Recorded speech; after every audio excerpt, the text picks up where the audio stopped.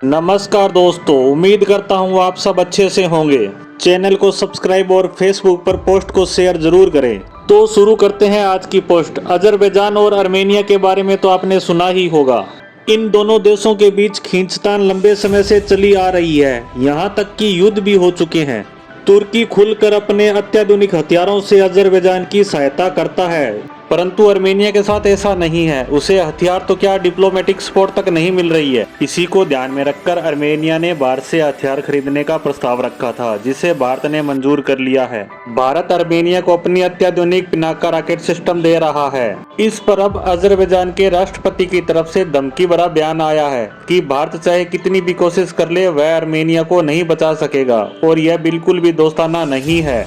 इस बयान से आप अंदाजा लगा चुके होंगे कि भारत और अजरबैजान के संबंध कैसे हैं। और अगर आप नहीं समझे हैं तो मैं आपको बता दूं, पाकिस्तान, चीन और तुर्की के बाद अजरबैजान ही भारत का चौथा दुश्मन देश है। अब बात करते हैं अजरबैजान के राष्ट्रपति इतना घबराए हुए क्यों हैं और उनका बयान क्यों आ रहा है। दरअसल मामला मिसाइल डिफेंस सिस्टम का है, जिसकी शुरुआत 2020 में आर्मेनिया अजरबैजान के युद्ध से हुई थी। इस युद्ध में आपको पता ही होगा, आर्मेनिया बुरी तरह से हार गया था, जबकि आर्मेनिया ज्यादा शक्तिशाली था क्योंकि उसके पास एडवांस लड़ाकू विमान थे, जिनमें सुखोई 30 और मिग भी शामिल थे। आर्मेनिया की एयर डिफेंस पावर ज्यादा थी, साथ ही साथ उसकी सेना भी अजरबैजान के मुकाबले एडवांस तकनीक वाली थी। फिर भी वह हार गया। कारण था तुर्की और इजराइल से मिले छोटे परंतु शक्तिशाली ड्रोन, जो अजरबैजान के पास थे, जिन्होंने आर्मेनियाई सेना की लाइफलाइन ही तबाह कर दी। जबकि आर्मेनिया के पास S-300 जैसे डिफेंस सिस्टम मौजूद थे इन सबका मुकाबला करने के लिए। वह इन ड्रोनों के हमलों का माकूल जवाब दे सकता था, परंतु रूस ने S-300 की मिसाइलें ही नहीं दी, न ही उन्हें अपग्रेड किया और न ही उनका मेंटेनेंस उपलब्ध कराया, जिसके कारण आर्मेनिया को भारी तबाही उठानी पड़ी थी। तभी से आर्मेनिया और रूस के रिश्ते आपस में बिगड़ गए और यह जायज भी था,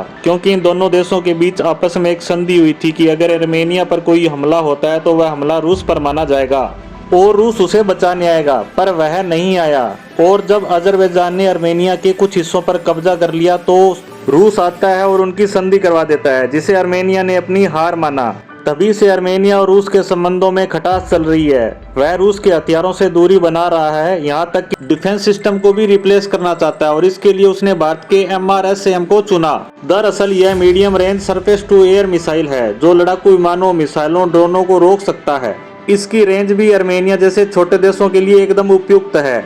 MRSAM मिसाइलों की एक खासियत यह भी है कि यह S-300 के मुकाबले काफी किफायती है, जिसका लाभ भी आर्मेनिया को मिलेगा। और इस डिफेंस सिस्टम को खरीदने का सबसे बड़ा कारण है भारत का भरोसेमंद होना। ऐसा क्यों कह रहा हूँ, तो मान लो कल को आर्मेनिया अजरबैजान का फिर से युद्ध शुरू हो जाता है, तो आर्मेनिया अगर SRSAM मिसाइलों का ऑर्डर देता है तो भारत तुरंत भेजेगा, क्योंकि भारत को अजरबैजान की नाराजगी से कोई लेना देना नहीं है, क्योंकि वह तो पहले से ही तुर्की का साथी देश है। साथ ही पाकिस्तान भी युद्ध में अजरबैजान की सहायता करता है, उल्टा भारत को तो फायदा ही होगा।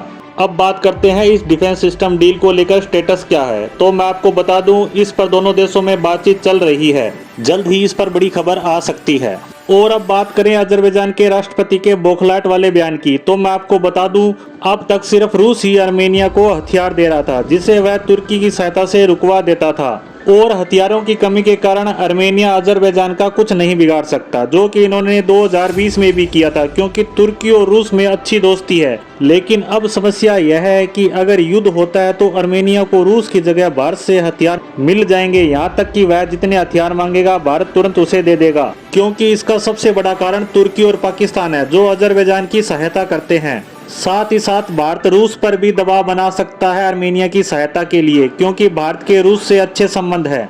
इन्हीं सब कारणों की वजह से अजरबैजान के राष्ट्रपति के बयानों में बौखलाहट देखी जा सकती है। इस खबर पर हम आगे भी नजर बनाए रखेंगे। तो आज की पोस्ट को यहीं विराम देते हैं। धन्यवाद।